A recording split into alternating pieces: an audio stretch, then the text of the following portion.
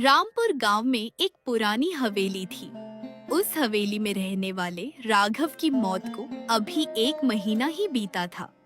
घर में मातम पसरा होना चाहिए था, लेकिन राघव के दोनों भाई मदन और जगन अपनी पत्नियों के साथ मिलकर जमीन जायदाद हड़पने की योजना बना रहे थे। सुनो जी, मैं पहले ही साफ साफ कह देती हूँ, राघव भैया को मरे 1 महीना हो गया।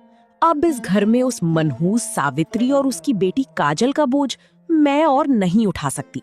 सारा दिन मुंह लटकाए बैठी रहती हैं। दीदी बिल्कुल ठीक कह रही हैं। ऊपर से राघव भैया ने शहर के बैंक से जो कर्ज लिया था उसका नोटिस भी घर आ गया है। अब क्या उनके कर्ज की किश्तें हमारे पति भरेंगे? और ये काजल, इसके स्कूल की फीस और किताबों का खर्चा कौन उठाएगा? तुम दोनों शांत रहो। मैंने और जगन ने मिलकर पटवारी से बात कर ली है। बाबूजी की छोड़ी हुई सारी जमीन और ये हवेली अब कानूनी तौर पर हम दोनों के नाम हो चुकी है। राघव का हिस्सा अब इस घर में बचा ही नहीं है। हाँ भैया, यही सही मौका है।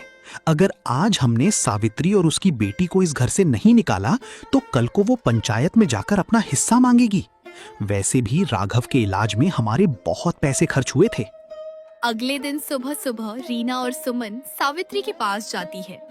सावित्री कमरे के अंदर अपनी बेटी काजल के स्कूल जाने की तैयारी कर रही थी। काजल फर्श पर बैठी पढ़ रही थी।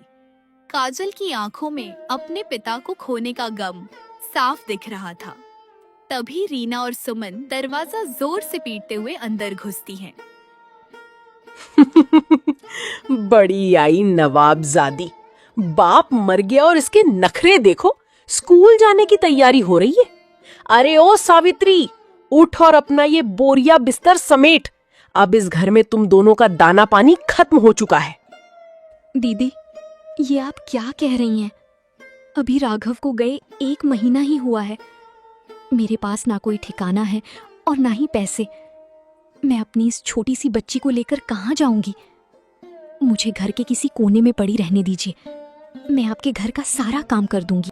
काम तो कोई नौकरानी भी कर देगी सावित्री, पर तुम यहाँ रहकर हमारे पतियों की कमाई पर ऐश करना चाहती हो। जमीन में हिस्सा चाहिए ना तुम्हें? 1 धुर जमीन भी नहीं मिलेगी तुम दोनों को। सीधे सीधे कहती हूँ, इज्जत से निकल जाओ, नहीं तो धक्के मारकर बाहर निकाल देंगे। अपनी चाची के मुंह से ऐसी बातें सुनकर काजल उसी वक्त खड़ी हो गई। उसकी आंखों में आंसू थे, मगर आवाज साफ। बड़ी चाची, छोटी चाची, मेरी माँ को मत डांटिए। पापा कहते थे कि ये घर हम सबका है। आप हमें घर से क्यों निकाल रही हैं? चुप कर लड़की, बहुत जुबान चलने लगी है तेरी। मदन जी, जगन जी, जरा अंदर आइए और देखिए इन दोनों के तेवर। मदन और जगन गुस्से में कमरे में आते हैं। सावित्री, चुपचाप अपनी बेटी का हाथ पकड़ो और इस हवेली से बाहर चली जाओ। अब हमारा तुमसे कोई रिश्ता नहीं है। राघव का कर्ज चुकाते चुकाते हम खुद कंगाल हो रहे हैं। अब तुम दोनों का बोझ उठाना हमारे बस का नहीं है। भैया, आप तो राघव के बड़े भाई हैं, पिता समान हैं। अपनी इस भतीजी पर तो तरस खाइए। बाहर इतनी कड़कती धूप है, हम कहाँ जाएंगे? ज्यादा नाटक मत करो सावित्री। आजकल महंगाई बहुत ज्यादा बढ़ गई है और 2 आदमियों का खर्च हम नहीं उठा सकते। चलो निकलो यहाँ से। मदन और जगन मिलकर सावित्री और काजल को हवेली के मुख्य दरवाजे से बाहर धकेल देते हैं। रीना और सुमन जोर से हंसती हैं और हवेली का भारी दरवाजा बंद कर देती हैं। सूरज ढल चुका था और रात के अंधेरे के साथ साथ आसमान में काली घटाएं छा गईं। सावित्री और काजल बेघर होकर गांव के कोने में बने एक पुराने शिव मंदिर के बरामदे में आकर बैठ जाती हैं। तभी तेज बारिश शुरू हो जाती है। माँ, मुझे बहुत भूख लगी है। क्या चाची और चाचा अब हमें कभी उस घर में नहीं बुलाएंगे? क्या पापा के जाने के बाद हमारा इस दुनिया में कोई नहीं रहा? नहीं मेरी बच्ची, तू ऐसा मत बोल। जब तक तेरी माँ जिंदा है, तू अकेली नहीं है। उन लोगों ने हमसे हमारा घर और जमीन छीन ली, पर वो हमसे हमारी मेहनत नहीं छीन सकते। भगवान सब देख रहा है, वो हमारे साथ कभी गलत नहीं होने देगा। माँ, आप रो मत। मैं बड़ी होकर बहुत मेहनत करूंगी। हम अपना खुद का एक सुंदर सा घर बनाएंगे जहाँ हमें कोई डांटने वाला नहीं होगा। कड़कती बिजली और मूसलाधार बारिश के बीच दोनों माँ बेटी भूखे पेट एक दूसरे को गले लगाकर मंदिर के ठंडे फर्श पर रात बिताती हैं। उनकी किस्मत का सबसे कठिन समय शुरू हो चुका था, लेकिन सुबह उनके लिए एक नया मोड़ लेकर आने वाली थी।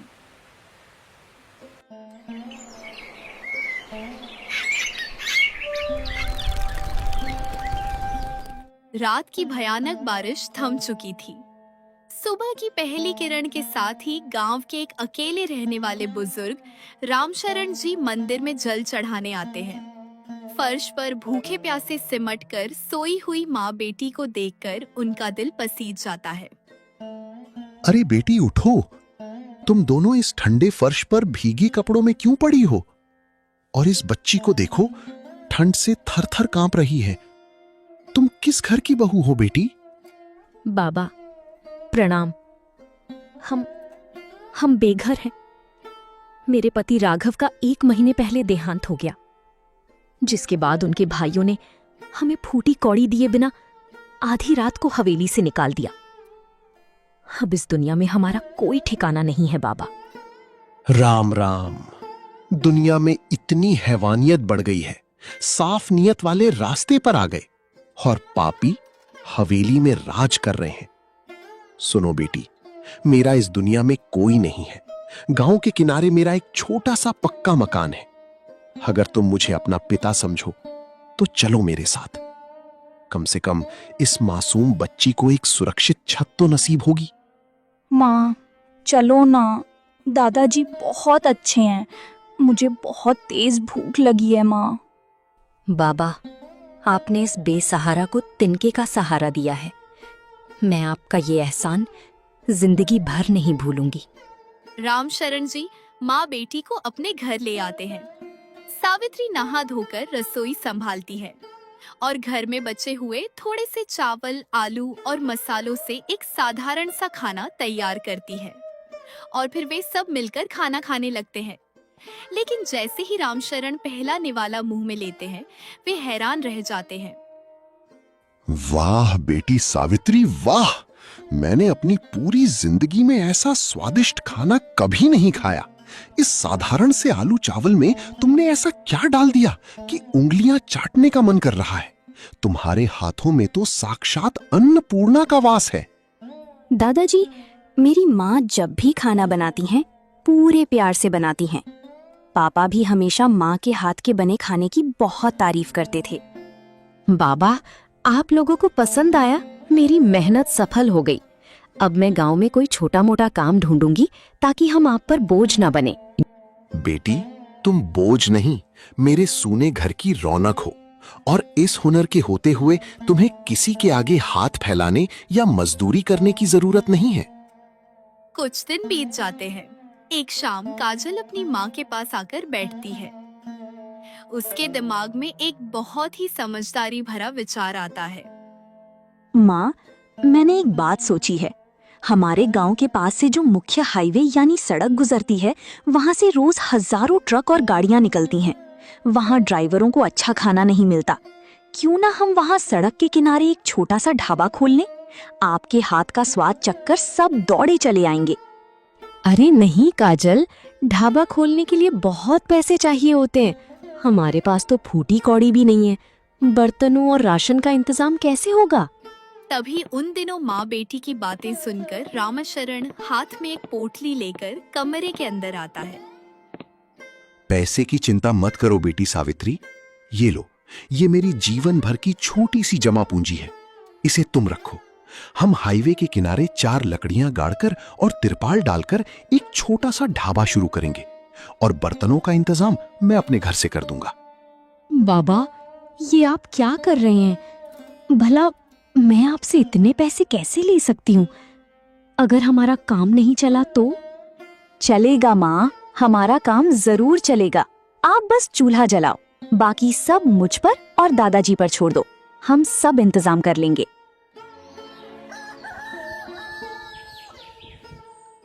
अगले ही दिन सुबह सुबह सावित्री ने बड़ी मेहनत से स्वादिष्ट छोले भटूरे, दाल और पुरिया बनाना शुरू किया।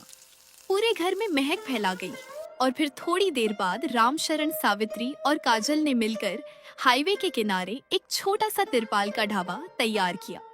चूल्हे पर बड़ी कढ़ाई छड़ी और सावित्री ने ताजी रोटियां, दाल तड़का और मसालेदार सब्जियों से अपना ठेला सजाया। खाने की खुशबू हवा में तैरने लगी और थोड़ी ही देर में वहां एक ट्रक ड्राइवर आ पहुंचा। अरे ओ छोटी, बड़ी अच्छी खुशबू आ रही है तुम्हारी रसोई से। जरा एक थाली खाना तो लगाना, बहुत भूख लगी है। पर ध्यान रखना, खाना साफ सुथरा होना चाहिए। बैठिए अंकल, मेरी माँ के हाथ का खाना खाकर आप अपनी उंगलियां चाटते रह जाएंगे। तभी काजल उस ट्रक ड्राइवर को खाना परोसती है और जैसे ही ड्राइवर खाना का पहला निवाला लेता है, तुरंत उसका चेहरा खिल उठता है और फिर तभी वह अपने मोबाइल से दूसरे ट्रक ड्राइवर दोस्तों को फोन मिला देता है। अरे ओ सुखा, गाड़ी सीधे रामपुर वाले हाईवे पर मोड़ ले। यहाँ एक नया ढाबा खुला है। भाई साहब, ऐसा घर जैसा अमृत खाना पूरे पंजाब से लेकर दिल्ली तक कहीं नहीं मिलेगा। जल्दी आओ सब। उस ट्रक ड्राइवर के फोन करने के बाद देखते ही देखते दोपहर तक सावित्री के ढाबे पर ड्राइवरों की लाइन लग गई। सावित्री रोटियां सेकते सेकते थक गई। रामशरण बर्तन धोने लगे और काजल मुस्तैदी से पैसे इकट्ठे करने लगी। शाम तक सावित्री का सारा राशन खत्म हो चुका था। माँ, देखो माँ, पहले ही दिन 2000 रुपए की कमाई हुई है। सब लोग आपके खाने के दीवाने हो गए हैं। हाँ मेरी बच्ची, ये सब तेरे पिता का आशीर्वाद और आप दोनों की मेहनत है। अब से हम सब मिलकर बहुत ज्यादा मेहनत करेंगे और इस तरह से हमारी गरीबी के दिन धीरे धीरे खत्म हो जाएंगे।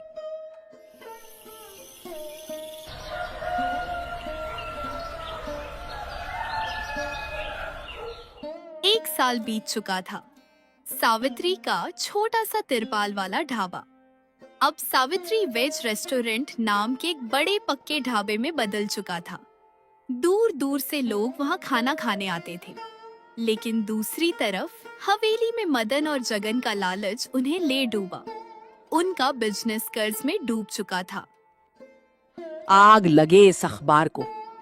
अरे ओ सुमन, क्या तूने सुना गांव में क्या थू थू हो रही है? जिसे हमने भीख मांगने के लिए रास्ते पर छोड़ा था, आज उस सावित्री की तस्वीरें शहर के बड़े बड़े होटलों के साथ छप रही हैं और उसकी बेटी सोने की बालियां पहनकर घूमती है। हाँ दीदी, मैं तो कल बाजार गई थी। सब लोग कह रहे थे कि हवेली वालों की कंगाली के दिन आ गए और ढाबे वाली करोड़पति बन गई। हमारे पति दिन रात माथा पटक रहे हैं, पर दुकान पर एक ग्राहक नहीं आता।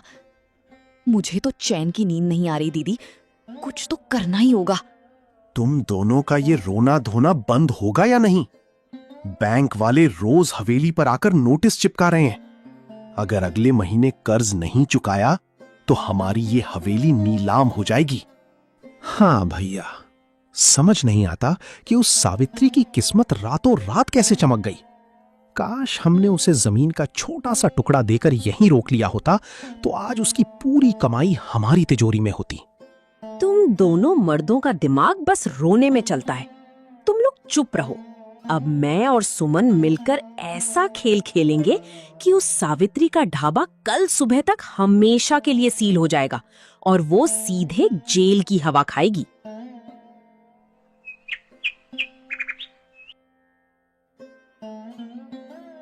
उसी रात जब ढाबा बंद हो चुका था और सावित्री, काजल और रामशरण जी घर चले गए थे, तब रीना और सुमन मुंह छुपाते हुए ढाबे के पिछले हिस्से की तरफ रसोई में पहुंचती हैं।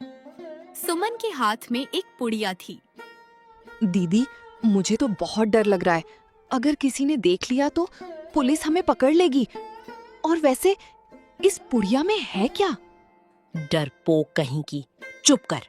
इसमें चूहे मारने की दवाई और बहुत तेज केमिकल है। कल सुबह यहाँ गांव के सरपंच और शहर के बड़े बाबू खाना खाने आने वाले हैं। हम चुपके से इसे छोले के उस बड़े पतीले और मसालों के डिब्बे में मिला देते हैं। जैसे ही लोग ये खाना खाएंगे उनकी तबीयत बिगड़ जाएगी और फिर हम खुद पुलिस और फूड इंस्पेक्टर को बुलाकर इसका तमाशा बनाएंगे। वाह दीदी, क्या दिमाग पाया है आपने। इसका मतलब कल दोपहर तक सावित्री का नाम मिट्टी में मिल जाएगा। दोनों औरतें साजिश को अंजाम देकर अंधेरे में गायब हो जाती हैं। लेकिन वे यह भूल गई थीं कि पाप का घड़ा जब भरता है तो उसकी गूंज बहुत भयानक होती है।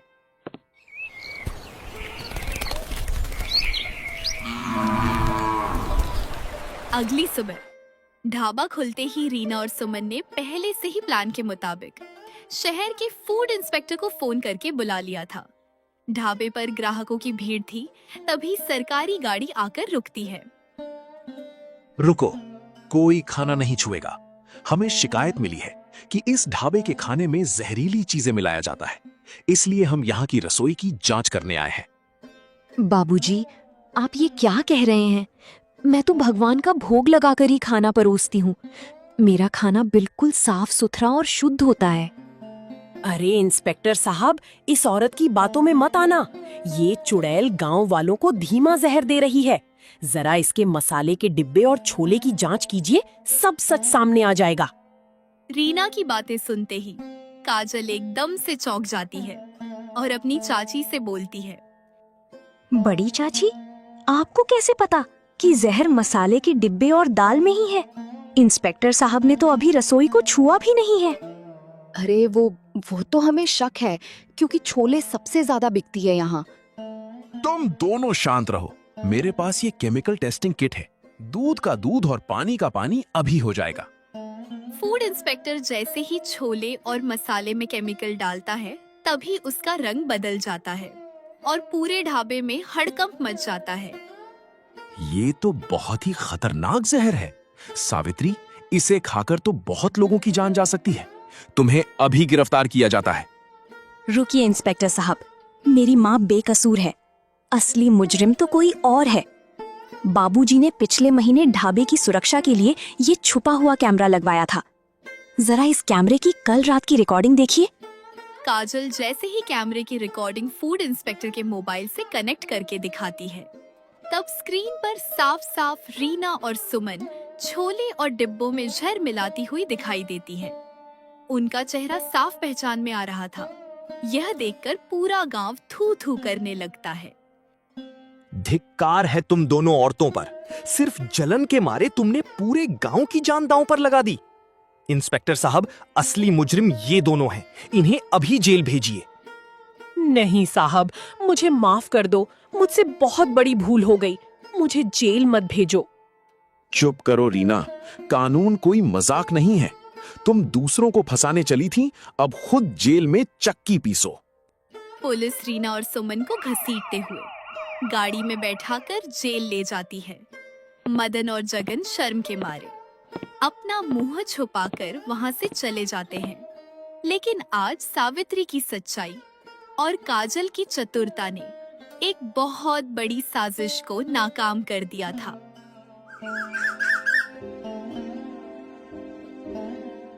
छह महीने बीत चुके थे। खाने में जहर मिलाने के जुर्म में रीना और सुमन को भारी जुर्माना और जेल की सजा भुगतनी पड़ी।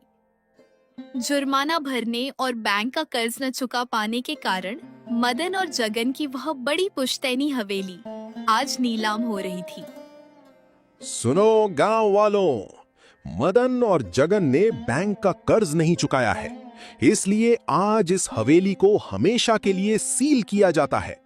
अब इस पर सरकार का कब्जा है। नहीं साहब, थोड़ा रहम खाइए। हमारे बाबूजी की आखिरी निशानी है ये हवेली, इसे मत छीनिए। हम रास्ते पर आ जाएंगे साहब। भैया, अब रोने से कुछ नहीं होगा। ये सब हमारे कर्मों का फल है। हमने अपने सगे भाई राघव की मौत के बाद उसकी बेकसूर पत्नी और बच्ची को धक्के मारकर इसी दरवाजे से बाहर निकाला था। आज भगवान ने हमें उसी दरवाजे पर लाकर खड़ा कर दिया। रीना और सुमन भी आंखों में आंसू लिए सिर झुकाए उनकी विनती कर रही थी। जेल की हवा खाने के बाद उनका सारा घमंड मिट्टी में मिल चुका था। अब उनके पास न रहने को छत थी और न खाने को दाना।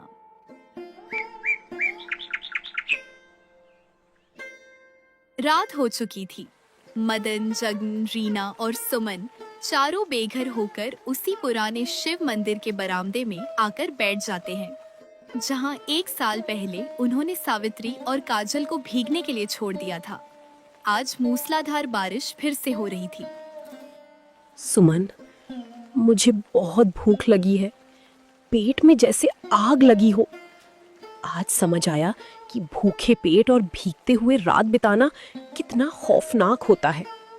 मैंने सावित्री के साथ बहुत बुरा किया सुमन, बहुत बुरा किया।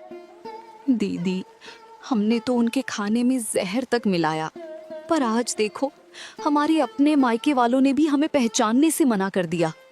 अब हमारी गरीबी का ये दर्द हमें घुट-घुट कर मार डालेगा। चुप हो जाओ तुम दोनों। तुम्हारी इसी जलन और लालच ने आज हमारे हंसते खेलते परिवार को इस हाल में पहुंचा दिया है। वे सभी आपस में बातें कर ही रहे थे कि तभी कड़कती बिजली के बीच 2 परछाइयां मंदिर में आती हुई दिखाई देती हैं। लेकिन वह कोई और नहीं बल्कि सावित्री और काजल थी। उनके हाथ में गर्म खाने के टिफिन बॉक्स थे। भैया, देवर जी, दीदी, उठिए। आप सब कल सुबह से भूखे हैं। पहले ये गर्म खाना खा लीजिए, बाकी बातें बाद में होंगी। सावित्री, तुम यहाँ इस बारिश में हमारे लिए खाना लेकर आई हो? हम तो तुम्हारे अपराधी हैं। हमारी पत्नियों ने तुम्हें बर्बाद करने की कोशिश की और तुम। बड़े पापा, छोटे पापा, मेरी माँ सुबह का भोग लगाने के बाद कभी किसी को भूखा नहीं सोने देती, चाहे वो कोई अजनबी हो या फिर वो लोग जिन्होंने हमारा घर छीना था। चलिए चुपचाप खाना खाइए। चारों भूखे पागलों की तरह टिफिन खोलकर सावित्री के हाथ का स्वादिष्ट खाना खाने लगते हैं। खाने का हर निवाला उनकी आंखों में आंसू और दिल में पछतावा भर रहा था। खाना खाने के बाद रीना और सुमन तड़पकर सावित्री के पैरों में गिर पड़ती हैं और फुट-फुट कर रोने लगती हैं। सावित्री, मुझे माफ कर दे बहन। मैं पैसों और इस हवेली के नशे में अंधी हो गई थी।